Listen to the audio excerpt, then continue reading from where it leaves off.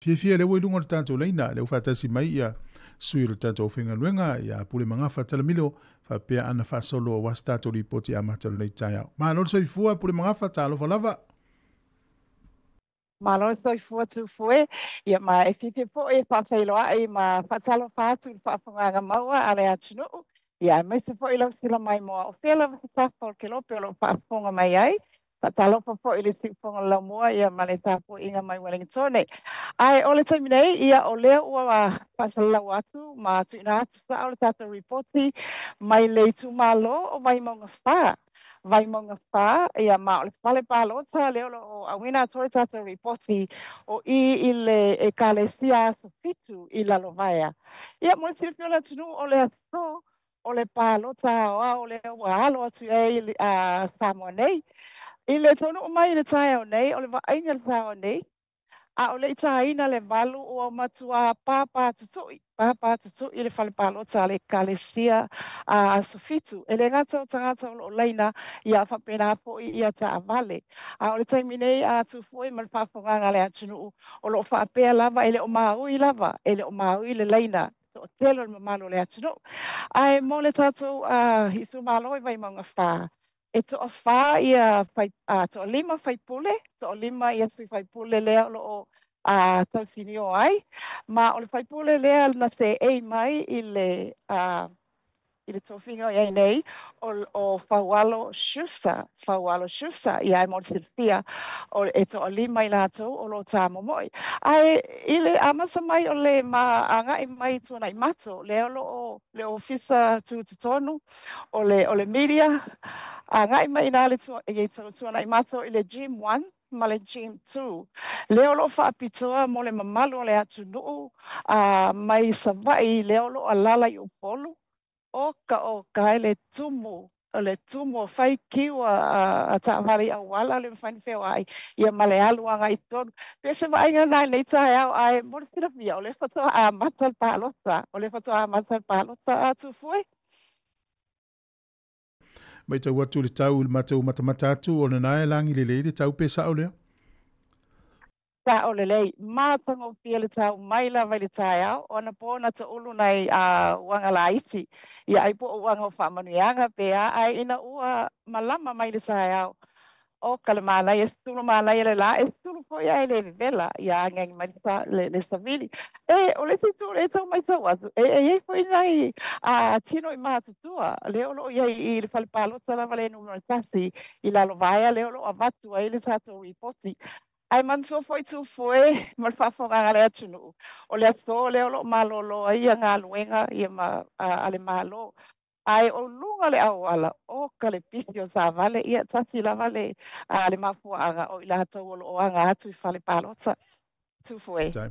O le maua e lua afe valu se lau tolu valu ia tangata palota o mon le stalo le tu malo le o vai maunga wha. A e lea whaina, mo nisi foi ele o sila fia ai te ua mau muli muli o e tau maua ia afio anga manu ue i tutonu o vai maunga wha. sao le leile sao noanga tu foi mo le taminei ele o i le ma reporti ia ai awale popole o lo fa wau pea a tata reporti tu ina atu mai tonu lava o le nei ai tu malo ia ona awina atu lea o fioanga ma lalfanga ma lo falo alo Malo whaftai. E ile se si whaenga o le se fuanga o le nei tai au le ua ulua tala noa mai maana i vai maunga wha o fia le si whaenga le la lua anga ia tu iai. Ia o le la manga ia tu ai le tu lava lea o le sia ma falpalo sa le la o atu nga ia o fangali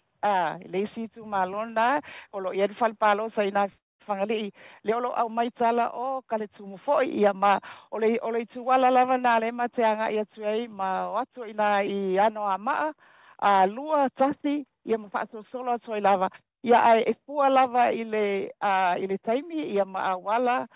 pengaso lai ona ole fo lo pisi ia le ole pisi o media tai ole nei ia ma fa pena ona toi vave mai mato i tonu ole ofisa tu toni tu nai mato ia wale pa ma popoina o unga palota tu foi Tala i whale palota nei tai au, a mata i whasalunga. tale valu tā le walu le tae o po a mata loa ta tala lo fai tu toa o fale palota ai mole sina fia e tā ane le fitu ua lewa na laina e alam fatu lo tala whapea ona ole ofisa ole le tio le ina i lalwaya a ana se tu o tu eta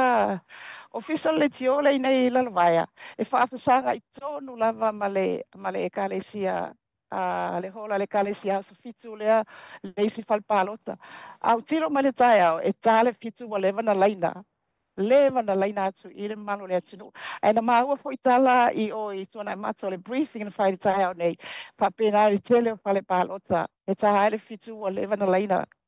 i oe Ia, o le ala le taimi le tapuni e ia whainga whare pālota i le so, mo le sirifia le tunu puli mangafa? e talo le tolu maai i le taimi a Samoa tapuni lo mwhaitoa ai a matana whaitau i a palota a lea lava fale palota i mwhapena ona a wina atu i a resort a ngai o le ofisa tu toni tu anai mato. Malo, le whare pālota le tunu i o ani wa inga fo, i ini wa inga e le o maua atu le me pui ata ma mātou i loa pe a fo ia so ia, le pālota mua na o iai, na tutu ia tangata o komiti i au tafa o whare pālota, ia le mo te watu tu atu o e pena e nofo ana i tangata te le lopo o rua maua po lale umi alu le tangata e tonu e whare pālota to e sau i wafo. Mana e tele, mantua fo i le tato tu la pono le nei 5 mita. O lea la ma te lea whaitau le lein ma 5 mita a ngai atu i o i le mea lo alala ma ile malo le atunu. O la lo i le komiti ia ma le malo o le malo o lo whapena o na whaia fo i le la tu ngā luenga. Ia o le si fonga lava i o le lamua o le olo usa ia lava tu la fono e o fo i la tu o lo ngā lua i le ofisa o whainga palota malo le malo ma whailau tusi ma scrutineers le a i lava se vest manuia mea uma. Tātou, o lea tāpua i atu le tunu o lea mātou tāpua i atu ma tari atu ia e alo i rua whaiva, ia alo whangia le li i le nei aso su ngā tāsesa ma le tātou whainga luenga, ia vai le vevela le la whaim lua pūlou langa le maluluni usila na lua malanga toi maana. Malo whaftai o la whapea i o na whai. Ia, o po le teimi au ina atu se tata reporti i o le alongo pia li i lava le ofisa ma le malu le atunu. Mai lalo vaya, i le whale palosa, numera tasti, i tu malo, mai maunga wha, mai a ala, ma pole mga wha atoi fo ia. Pumon nei teimi tau tala noe se isi minuti le titi o luma, e wha soi fua nei teimi pulu mga wha.